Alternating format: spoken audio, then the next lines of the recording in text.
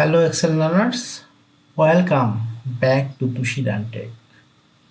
গত ভিডিও টিউটোরিয়ালে আমরা বেসিক Xlookup এর স্ট্রাকচার এবং একটা রেজাল্ট বের করার ভিডিও দেখেছি।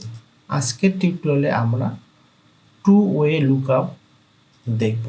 এই ভিডিও টিউটোরিয়ালে কিভাবে টু ওয়ে লুকআপ কাজ করে তা নিয়ে বিস্তারিত video tutorial.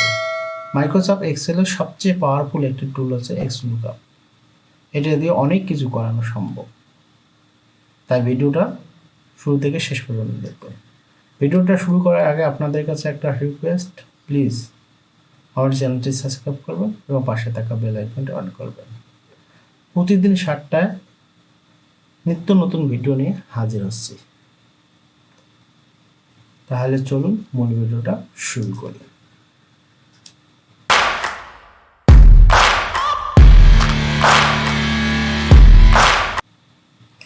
Two way lookup অর্থাৎ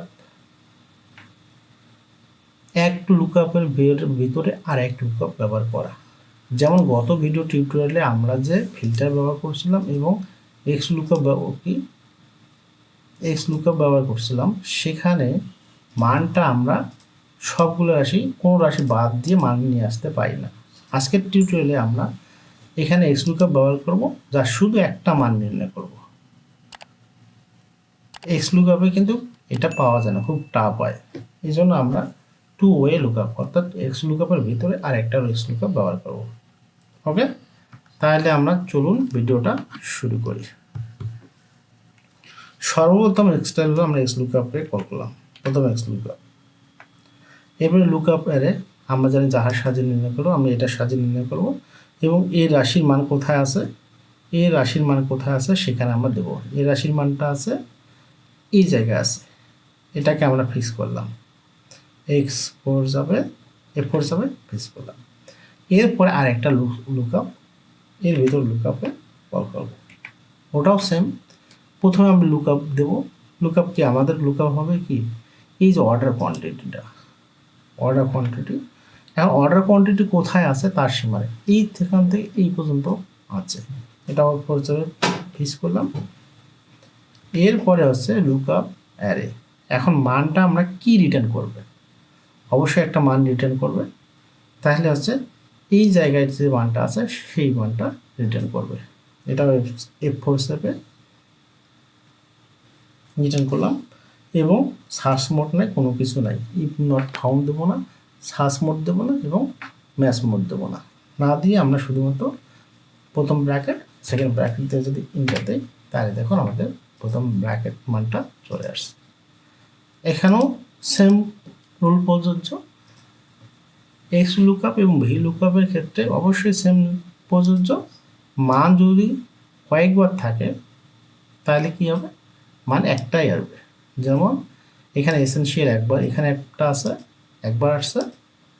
এরপর এসেনশিয়াল, হ্যাঁ এসেনশিয়াল এখানে আছে, এটা আসে।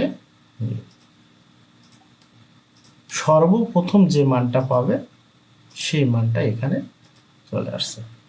এবং এই যে order quantity, order, style, colour, ফেব্রিকটা বাদ দিয়ে আমরা মানটা নির্ণয় করছি।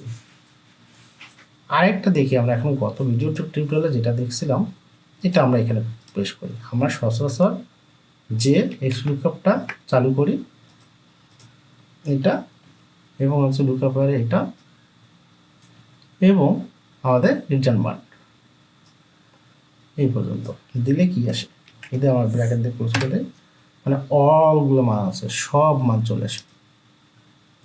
কিন্তু Xlookup-এ এরকম অপশন আপনারা বাই ডিফল্ট, এটা আছে বাই ডিফল্ট। আর যদি আপনি একটা নির্দিষ্ট মান নির্ণয় চান তাহলে টু ওয়ে লুকআপ ব্যবহার করতে হবে।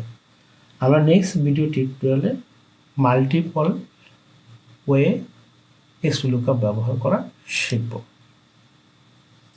আশা করি ভিডিওটা আপনাদের অত্যন্ত কার্যকর হবে এবং ভালো লেগেছে। যদি ভিডিওটা ভালো লাগে তাহলে চ্যানেলটি সাবস্ক্রাইব করে পাশে থাকবেন। আজ এ পর্যন্তই, দেখা হচ্ছে নেক্সট ভিডিওতে। সে পর্যন্ত ভালো থাকুন, সুস্থ থাকুন। আল্লাহ হাফেজ।